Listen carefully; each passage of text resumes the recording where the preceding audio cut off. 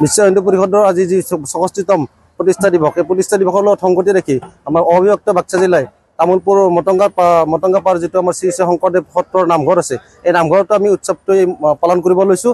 আমাৰ প্ৰথম কাৰ্যসূচী আছিলে আমাৰ যিটো আমাৰ শোভাযাত্ৰা, এই শোভাযাত্ৰা বিভিন্ন আমি দল কৃষ্টিৰ লগত লগ লাগি আমাৰ গোটেই অবিভক্ত বাক্সা জিলাসমূহ বজৰংগী বিশ্ব হিন্দু পৰিষদৰ সমূহ কৰ্মকৰ্তা আহি আমি ইয়াৰ পৰা আৰম্ভ কৰি গড়েশ্বৰ চহক আমি হাইচিয়ান্দ্ৰীলৈ আমি শোভাযাত্ৰা উলিয়াওঁ।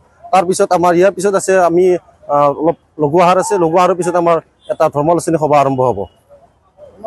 আজি ধৰ্মালোচনী সভাত মুখ্য অতিথি থাকিব আমাৰ VTCৰ বিটিআৰ প্ৰধান প্ৰমোদ বড়ো ডাঙৰীয়া, আৰু লগতে আমাৰ গুৱাহাটী উচ্চতম ন্যায়ালয়ৰ অধিবক্তা প্ৰাণজিৎ লহকৰ ডাঙৰীয়া।